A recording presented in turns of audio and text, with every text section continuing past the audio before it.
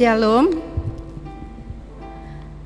Salam damai sejahtera dan sukacita dari Tuhan kita Yesus Kristus.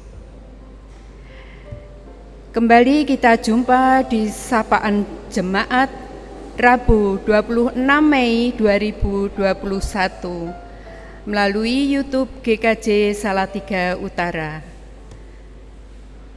Sebelum kita menerima firman Tuhan, marilah kita berdoa. Bapa yang di surga, Bapa sang sumber kehidupan, sungguh bersyukur atas berkat karunia-Mu, karena boleh menikmati hidup sampai saat ini dalam keadaan sehat dan penuh sukacita. Dan kami sungguh bersyukur Tuhan memberi kesempatan pada kami untuk mendengarkan firman-Mu melalui sapaan jemaat yang sebentar akan kami terima. Biarlah firman Tuhan boleh tinggal di dalam hati kami dan dapat kami lakukan dalam kehidupan kami sehari-hari. Karena firman-Mu sumber kekuatan hidup kami. Di dalam nama Tuhan kami, Yesus Kristus, kami berdoa. Amin. Sapaan firman Tuhan diambil dari kitab Yohanes 20 ayat 19 sampai 23. Silahkan Bapak Ibu Saudara membacanya sendiri. Saya akan bacakan Yohanes 20 ayat 19 yang demikian firman Tuhan. Ketika hari sudah malam, pada hari pertama minggu itu, berkumpullah murid-murid Yesus di suatu tempat dengan pintu-pintu yang terkunci, karena mereka takut kepada orang-orang Yahudi. Pada waktu itu datanglah Yesus dan berdiri di tengah-tengah mereka dan berkata, "Damai sejahtera bagi kamu."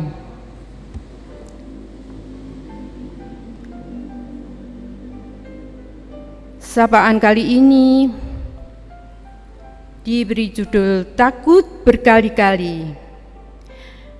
Hari ini saya mau mengajak kita untuk merenungkan tentang damai sejahtera yang dikatakan oleh Kristus dalam perikop kita hari ini yang menepis ketakutan dari para murid pada waktu itu.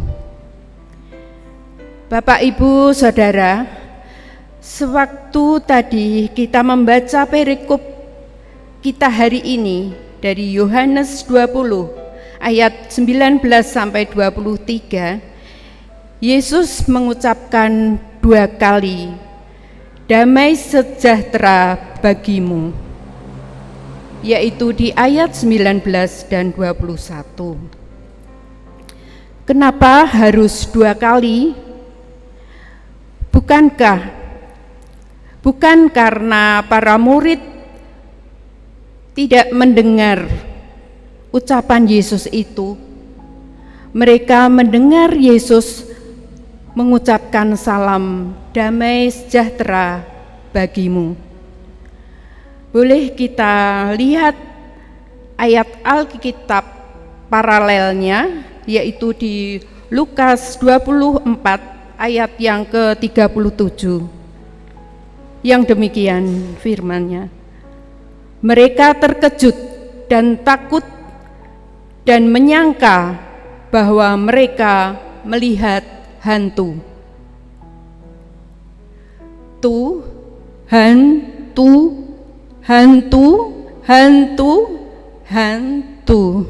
Itu dia jawabannya.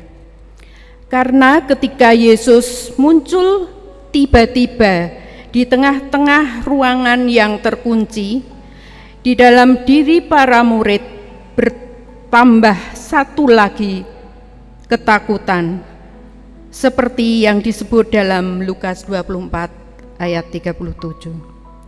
Jadi ada dua ketakutan yang dihadapi para murid di Yohanes 20 ayat 19, yaitu ayat yang ke-19, takut pada orang Yahudi. Ini ketakutan lama karena Yesus dan pengikut-pengikutnya memang dianggap sebagai biang masalah di kehidupan masyarakat Yahudi pada waktu itu. Ditambah lagi dengan kejadian wafatnya Yesus dan kabar tentang hilangnya Yesus yang jenazahnya telah dikubur. Ini makin membuat takut para murid karena bisa dianggap mereka yang mencuri jasad Yesus. 2. Takut karena mengira yang ada di depan mereka pada saat itu bukanlah Tuhan, tetapi hantu. Ditenangkan berkali-kali. Dari situ saya mau mengajak kita untuk merenungkan satu hal saja. Takut berkali-kali, ditenangkan berkali-kali. Bukankah hal itu yang selalu dilakukan oleh Tuhan bagi kita? Dengan caranya yang melampaui akal kita, Tuhan menghalau ketakutan, kekhawatiran kita. Di masa-masa sulit seperti sekarang ini, biarlah persekutuan di tengah-tengah keluarga kita masing-masing membuat kita semakin menyadari bahwa Tuhan itu hadir dalam keseharian kehidupan kita. Biarkan Tuhan sendiri dengan caranya yang melampaui akal itu menyatakan damai sejahtera di tengah-tengah kehidupan keseharian kita. Di dalam segala keterbatasan kita, Tuhanlah yang telah menyediakan dan mencukupkan kita. Di dalam segala pergumulan-pergumulan kita, Tuhanlah yang setia menunjukkan jawaban dan pemulihan bagi kita.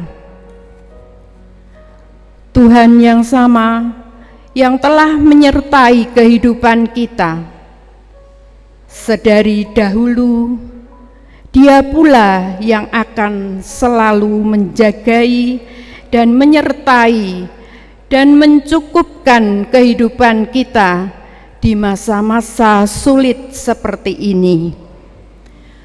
Tuhan menolong kita. Amin. Marilah kita berdoa. Kembali menghadap kehadirat-Mu ya Tuhan. Engkau sungguh baik bagi kehidupan kami. Engkau sumber kekuatan kami. Terima kasih atas firman-Mu yang menguatkan di tengah-tengah masa sulit. Tuhan selalu mencukupkan di tengah-tengah ketakutan. Tuhan memberikan damai sejahtera. Terima kasih ya Tuhan, hanya di dalam satu nama, Tuhan kami Yesus Kristus, kami serahkan kehidupan kami selanjutnya. Amin. Tuhan memberkati.